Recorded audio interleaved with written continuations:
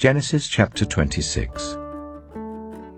Now there was a famine in the land, besides the previous famine in Abraham's time. And Isaac went to Abimelech, king of the Philistines, in Gerar.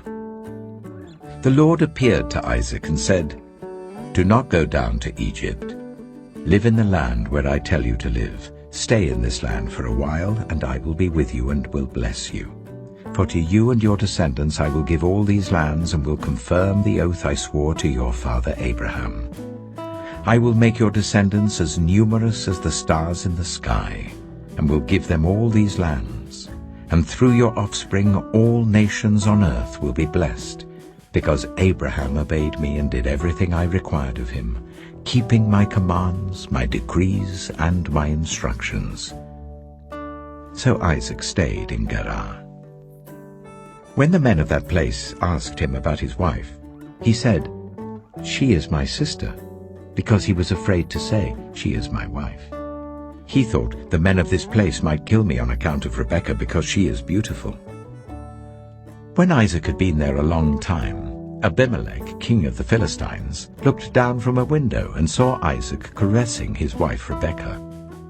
So Abimelech summoned Isaac and said, "She is really your wife. Why did you say, 'She is my sister'?" Isaac answered him, "Because I thought I might lose my life on account of her." Then Abimelech said, "What is this you have done to us? One of the men might well have slept with your wife, and you would have brought guilt upon us." So Abimelech gave orders to all the people, "Anyone who harms this man or his wife shall surely be put to death." Isaac planted crops in that land, and the same year reaped 100-fold, because the Lord blessed him. The man became rich, and his wealth continued to grow until he became very wealthy. He had so many flocks and herds and servants that the Philistines envied him. So all the wells that his father's servants had dug in the time of his father Abraham, the Philistines stopped up, filling them with earth. Then Abimelech said to Isaac, "Move away from us. You have become too powerful for us." So Isaac moved away from there and encamped in the valley of Gerar, where he settled. Isaac reopened the wells that had been dug in the time of his father Abraham, which the Philistines had stopped up after Abraham died, and he gave them the same names his father had given them. Isaac's servants dug in the valley and discovered a well of fresh water there. But the herdsmen of Gerar quarreled with those of Isaac and said, "The water is ours." So he named the well Esek, because they disputed with him. Then they dug another well, but they quarreled over that one also. So he named it Sitnah. He moved from there and dug another well, and no one quarreled over it. He named it Rehoboth, saying, "Now the Lord has given us room, and we will flourish in the land." From there he went up to Beersheba. That night the Lord appeared to him and said, "I am the God of your father Abraham. Do not be afraid, for I am with you. I will bless you and will increase the number of your descendants for the sake of my servant Abraham." Isaac built an altar there and called on the name of the Lord.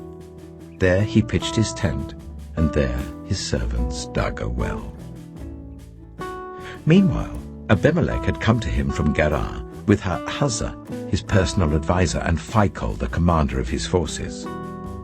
Isaac asked them, "Why have you come to me, since you were hostile to me and sent me away?" They answered, "We saw clearly that the Lord was with you. So we said, there ought to be a sworn agreement between us and you. Let us make a treaty with you, that you will do us no harm, just as we did not harm you, but always treated you well and sent you away peacefully. And now you are blessed by the Lord."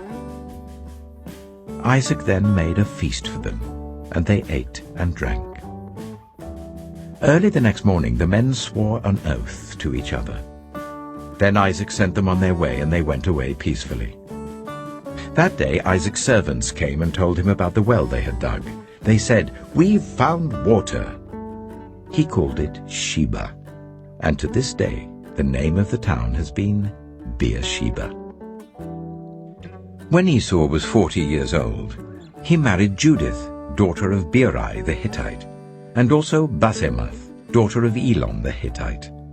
They were a source of grief to Isaac and Rebekah.